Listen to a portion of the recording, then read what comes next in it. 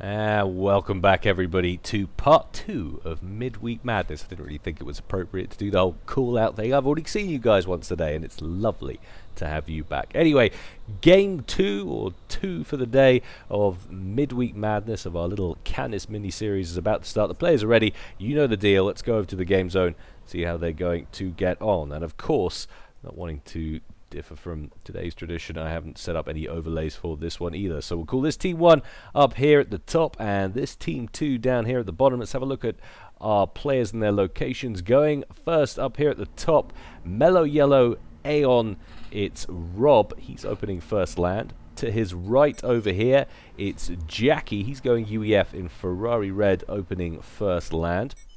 And to his right over here, it's my good friend Kircher. He's going Aeon in Baby Blue, also opening first land. And last but never least, going Cybrin. Ugh, it's Voodoo, and he should know better. He's going Cybrin. Breast Cancer Awareness Pink, which is nice to see him supporting the ladies there, and opening first land. So we've got 2 Aeon, a UEF, and a Cybrin there for Team 1. Taking a look at Team 2 down here at the back in Burgundy Red. It's Soviet Pride. We've seen him have some stunning games on Canis in the past. Excited about this one. He's going Cybrin, opening first land. To his left, secondly for Team 2, and I've been assured that I've been saying it wrong all these years. Well, for the last year. It's Lena Lass. Lena Lass, am I right? And suddenly the comment section erupts in arguments about how it's pronounced. I think it's Lena Lass, that's what people are saying. I've been saying Laneless, it's Lena Lass. Anyway, he's going Aeon, Elephantine Grey, opening first land. And we saw him in the last game. He was doing pretty darn well until he got his day ruined by a Telemazer snipe. It's R.A. Slow, once again in his Lurid Green, once again in his Cybrin faction of choice, opening first land. And last but not least, and well on the move already, way up here, opening first land in Pontiff White, it's VIP, also going Cybrin. So I think the majority, or not the majority, but the most common race once again is Cybrin in this one. We've got 4 Cybrin, we've got 3 Aeon and a UEF. Team 2's composition is 3 Cybrin and an Aeon. So that's generally how things are looking between these guys. I went to close the overlay again. I still don't have it. That's 2 games in a row. Nicely done. That's all very well and good. So these guys pretty well seasoned, as I think you guys will agree. This is a slightly more high-ranking game, or high-rated game than we had in the last one. It's a veritable who's who of some of the Sopcom's elite, this one. We've got Kocha, we've got Voodoo, Soviet Pride, Slow. I've lumped Soviet Pride in there. I just instinctively have lumped him in there because he's given us so many good games. But of course, Laneless, very high rated as well. VIP, just a snifter under 2,000.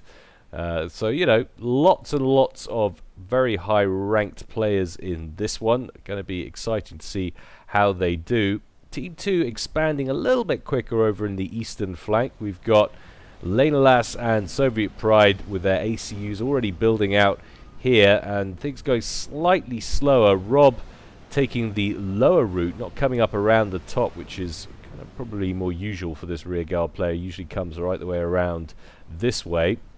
Gets his ACU in here to stop any potential run-bys from any floaty, naughty. And I say that because, of course, we've got some Mantis incoming, but he's going to be limited with what he can do. He can pop a couple of engineers, he can threaten a rear mass point, but he can't cross the river, of course, and threaten the base at the back. So generally it's best if you get some kind of, I don't know, Zuis or something coming in the back, or Auroras, to come in and really make a nuisance of things. But it looks like Rob is on it. He's already traversing left with his ACU. He has one Aurora in place. That's going to get popped without any real trouble.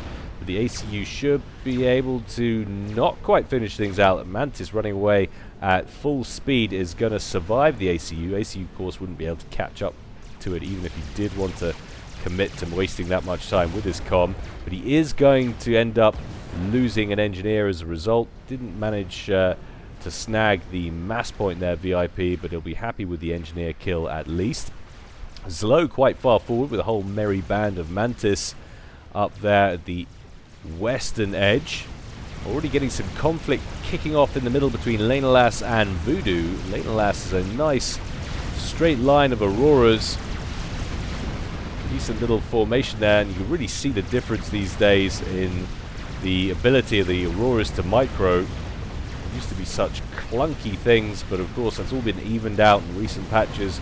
There was quite a lot of twining about it, it has to be said, but I think I actually enjoy the way they work now.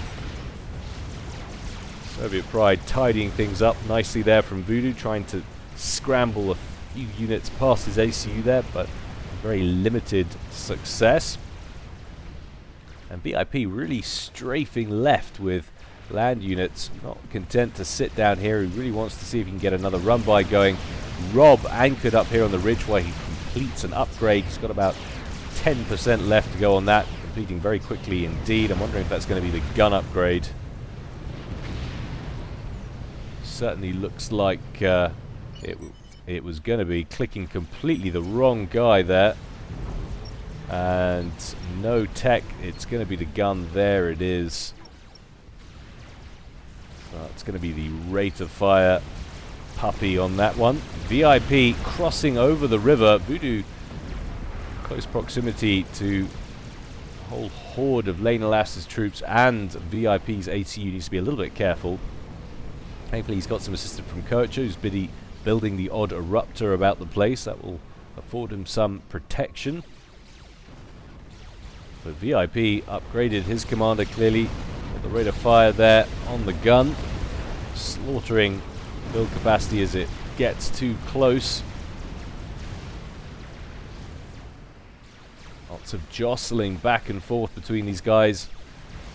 Everyone looking for some kind of potential entry, and a chariot going back across the map, and that's from Kircher, who's managed to land a ton of build capacity in the back here, and is going to start a cheeky little proxy base. Question is, what if anything can they see? Soviet Pride knows something is up. He's moving back with Mantis. He saw that chariot go back over, and he will soon run into all that build capacity. There it is. Engineers are going to get slaughtered, but at least he should be able to put to bed this cheeky little stealthy build there. Nice work from Kircher. Unfortunately didn't quite pay off. He managed to get the chariot back at an inconspicuous angle.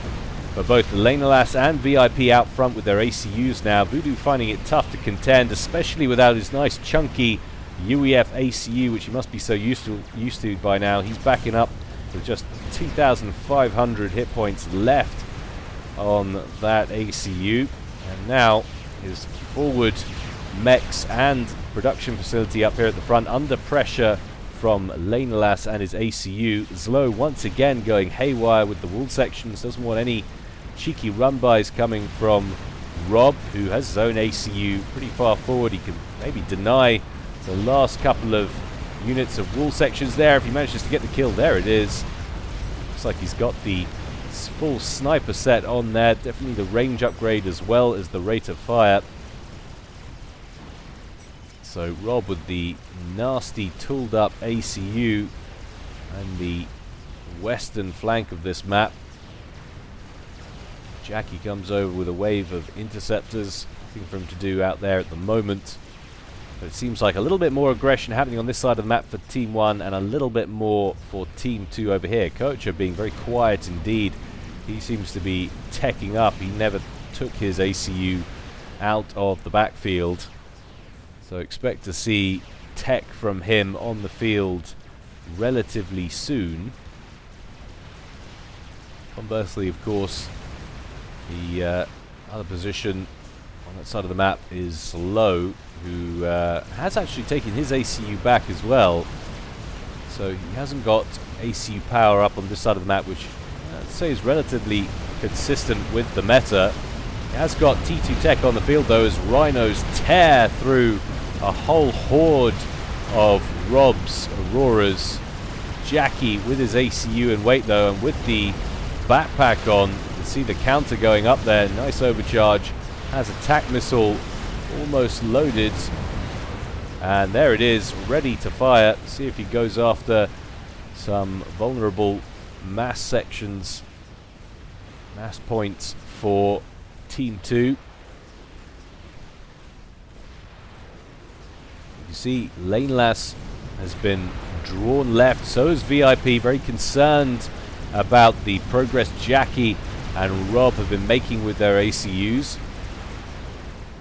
With Zlo back at base with his ACU, it's been tough for him and VIP to contain.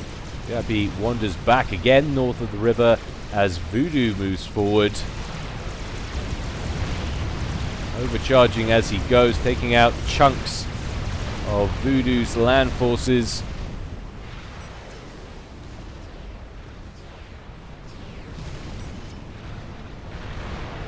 Jackie with the TAC missile on board, not utilizing it though. Attention must be elsewhere. Could definitely start picking off these T2 mexes, especially the ones up front from VIP. You're doing a nice job at the moment of keeping VIP busy, keeping Laneless's ground forces busy, and Soviet Pride. He's essentially holding this side of the map. Soviet Pride could be more aggressive up this side if he was to make a little bit of a run by here and start threatening Kircher. That could cause some problems for Team 1. Voodoo and Kircher having a little snuggle up slumber party underneath that shield gen at the back there. And Rob, being incredibly aggressive here, has taken down 4 units of PD, 4 autocannons there belonging to VIP. But Slow starting to build up a nice healthy body of T2 on the field down here. Coming up to 15 minutes gone in this one. Quite a lot of action on by already. I'm amazed though Soviet Pride hasn't sent any units up here. You look at how vulnerable all of this is. And alas, mentioning TML, Jackie finally taking advantage of that backpack, launching missiles. Where's it going? Right the way across the map, going for Soviet Pride's forward positions.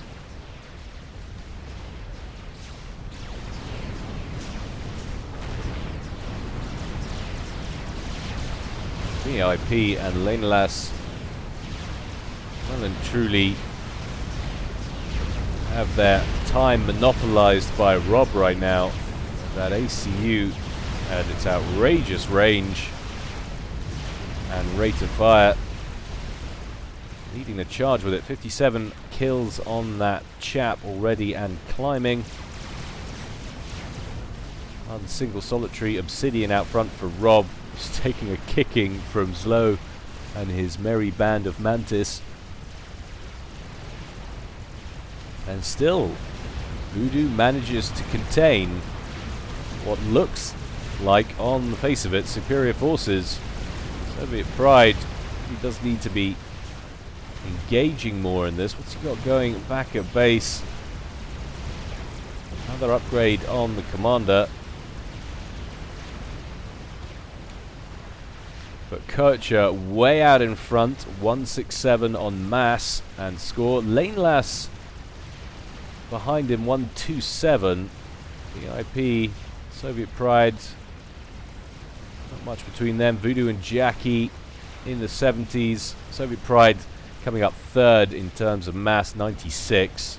Control K going on of the redundant T1 energy plants there for Kircher. Take a look at how things look in terms of map control. That's not a great deal in it. You've got to say that's probably 50-50, so not a great deal to choose between these two teams at the moment. One thing going into anybody's favor, I'd say, is Kircher's eco, but currently yet to do anything with it. It's ecoing pretty hard, going straight for T3 air, and now producing ASFs. Be soon to see a horde of restorers emerge onto the field and start making a royal nuisance of themselves. So Jackie and Rob setting up shop slap bang in the middle of the map, just south of the river on Team 1's side.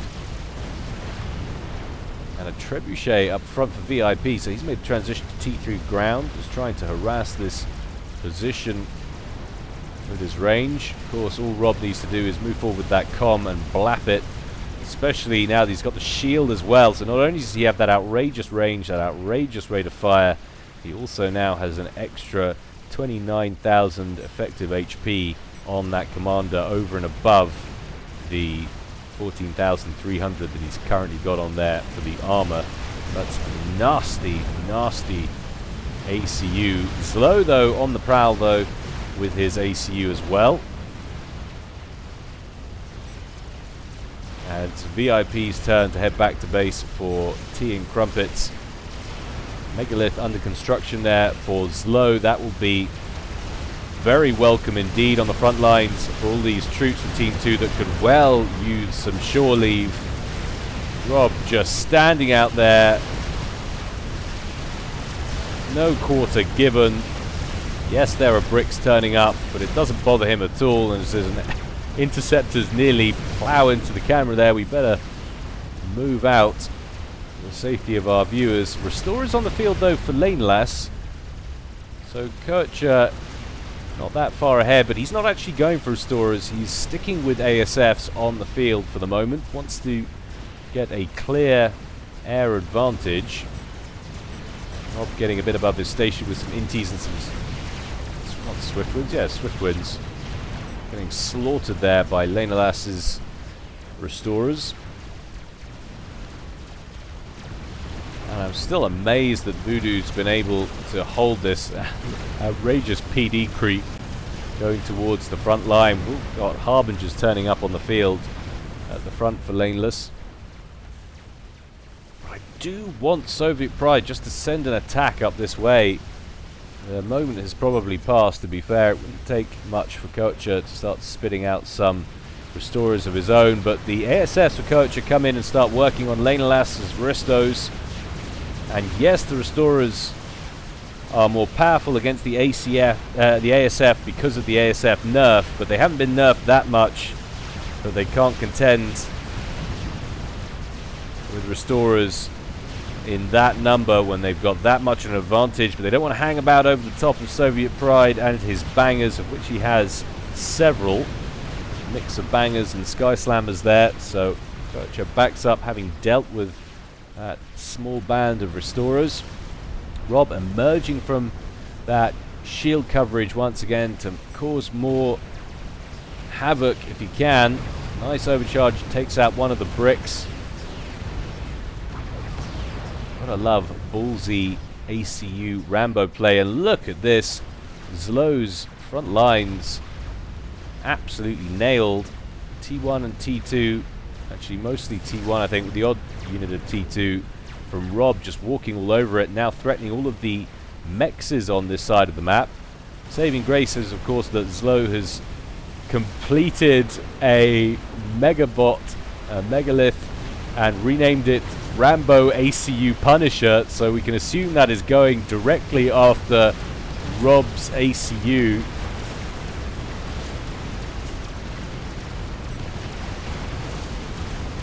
And Rob immediately turns around when he realizes what's popping. All of those units of Jackies up there at the front. Voodoo still holding these guys at bay, and I don't understand how he's doing it. Look at the amount of Harbingers down here. He's doing just enough to bottleneck these two and hold them at bay. I don't really understand it, but now that megalith getting into range, and those T2 shields not going to be able to hold it. Rob's going to have to back up into the river. You see the chunks it's taking off that shield. Just took 10k off in about 2 hits. And all of this ground that Team 1 have gained so nicely is in danger of being taken out.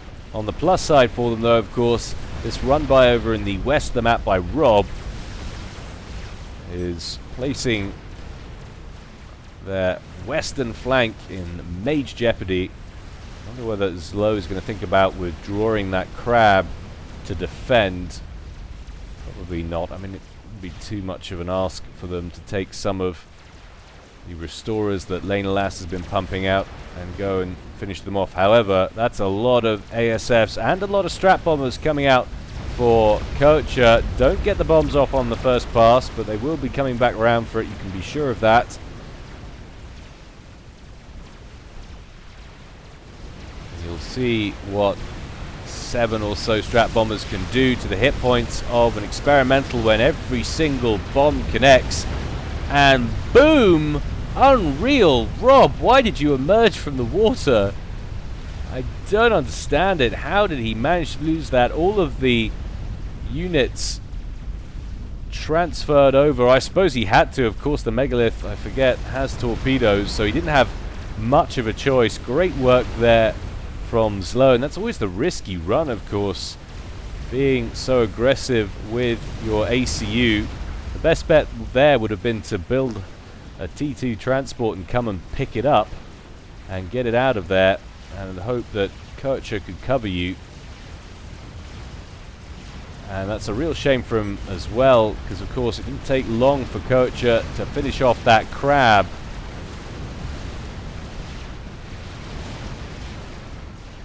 But nice work, I gotta say. You can see I wasn't expecting it, wasn't focusing on the commander at all. I was expecting him to stay in coverage there. But nice work from Zlo. And of course, suddenly all of the pressure that was being felt on that western side of the map goes away. Zlo free to expand once again, take back those 3 mexes, and of course reclaim all of these mass fields down here. It's a lot of extra mass for him. 279 mass per tick going into Kocha's coffers. We can assume that Zlo's having power issues. I imagine his eco isn't actually that low. Surely it can't be. Can't be on 37 mass. He is. He is sitting on 39 mass per tick income. That is not a good state of affairs. To be fair, 1, 2, 3, 4, 5, 6 mexes potentially he is without. Voodoo now, though, coming to the front lines with a GC, and in good timing too, as he was having some problems on the field there against the Harbingers from Lanelas and the Vipers from Soviet Pride, who's still determined not to harass up this eastern flank. I don't really know why. As I say, the moment's probably passed. Harbingers now roaming around for Kocha, who has a very dominant eco indeed. Look at that. And that's with power problems. He's up near 300 when he gets his power sorted out. That is dangerous, to say the least, as he re-expands into Rob's old base. Yet more mass going into the coffers of the most fed player in this one so far. And look at this. Laneless and Soviet Pride making a decent push here. GC out for Lanelas. Soviet Pride with a Monkey Lord. Lanelas needs to get his GC engaged in this little bit of combat right here. Otherwise it's a free ride for Voodoo's GC. Down goes the Monkey Lord. But I think it's fair to say Lanelas is going to get the better of Voodoo's GC, albeit at the cost of a lot of hit points. Harbingers coming in for Kocha, trying to tip the balance.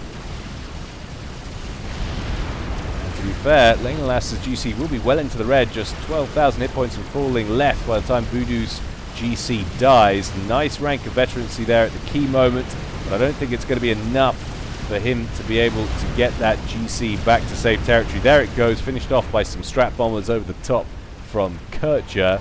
Another GC completed, though, this time from Kocha, strolling forward with great gusto and purpose. Soviet Pride finally moving out on the eastern edge with just a bunch of T1 Medusas, though. You think if he'd have made a move earlier, he could have denied all of this.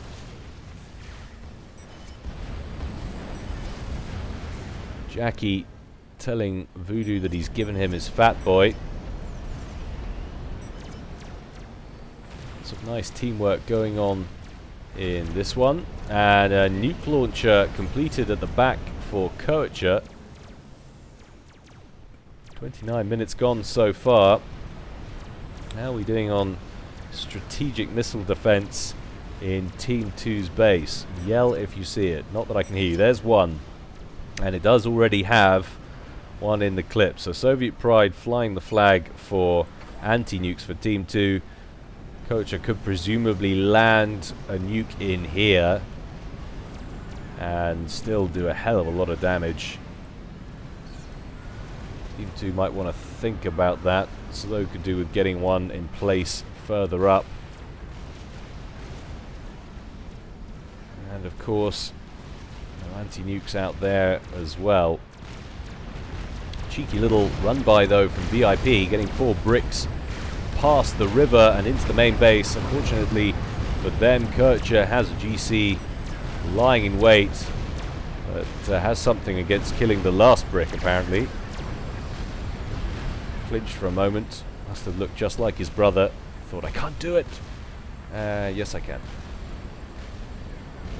And another cheeky little brick coming in the back by Rob's old base. Kocha spamming up a bunch of eruptors and an Oblivion slightly further back. But the brick at least is going to slaughter as much build capacity in the meantime he can get his hands on. In comes a broadsword for Jackie. Won't be able to do anything to that, of course. Gonna back up into the river. I think at that point, might as well just stand your ground and see how much damage you can do. It's one brick after all. That would be my decision. Not that my decisions are of any consequence at the best of times. But Voodoo with a nice little experimental army amassing in the middle. I think Kocha gifted maybe a GC over to Voodoo as well. GC is the official Team 1 experimental controller. Fat Boy given by Jackie, GC given by Kocha. That gives him two GC and a Fat Boy up front. Question is, what can the mighty Voodoo do with it? Another cheeky brick incursion, this time from Slow. Gonna face some solitary broadsword fire. VIP gets his ASFs involved, should be able to pop that before it causes any more problems. More bricks incoming though. 2 up there for VIP, 1 down here for Zlo. You can coordinate a nice attack, might be able to accomplish strategic something launch with that. detected. But there goes the nuke, and it's from Team 2. I didn't see that Soviet Pride had completed one of those. The question is, what, if any, kind of anti-nuke does Team 1 have? I wasn't searching for it because I didn't see their nuke launcher. Oh, sorry, yeah, the Team 2 nuke launcher. However it flies overhead. Please tell me you've got anti-nuke, Kocha. Please tell me you've got anti-nuke, Kocha. No! He's built all of that stuff, and it's not going to mean anything, and Jackie gets caught in the blast as well. Things just went from bad to worse. Kocha goes down as well. That's unreal. And that just shows you, he's had all the eco in the world. He even built a nuke launcher, but didn't think to build anti-nuke. Ow! And now Voodoo, all by his lonesome, loses all of the experimentals. All of them had been gifted to him. And now, I don't see any way back for Team 1. Kocha can't believe it. And well, that's why you get to 25 minutes, you build anti-nuke anyway, I'd say, whether you've seen it or not. But just a major error there from Team 1. Just shows you the importance of scouting. But anyway, the importance of getting to 20-25 minutes and just saying in team chat, someone build an anti-nuke if you haven't already. Voodoo's gonna stroll forward with what he's got, but he's facing overwhelming odds now. VIP with a crab parked in the river and a whole bunch of bricks, some bricks from Soviet Pride, and there's no way he's going to be able to repel this. Indeed, he's caught up back here. There's a whaler on him and also bricks bearing down on the ACU. Another whaler incoming.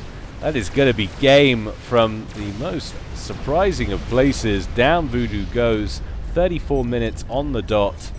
And Team 1, looking like they were so far ahead in this one, just drop out due to the lack of scouting, the lack of thought to get an anti-nuke in place. Basic stuff, really. And I'm sure they were kicking themselves at the end of that one. But still, well played, Team 2. Hope you enjoyed that, guys. That concludes Game 2 for Midweek Madness. As always, more to come from me in the future. In the meantime, stay well and stay safe. This is Gyle, signing out.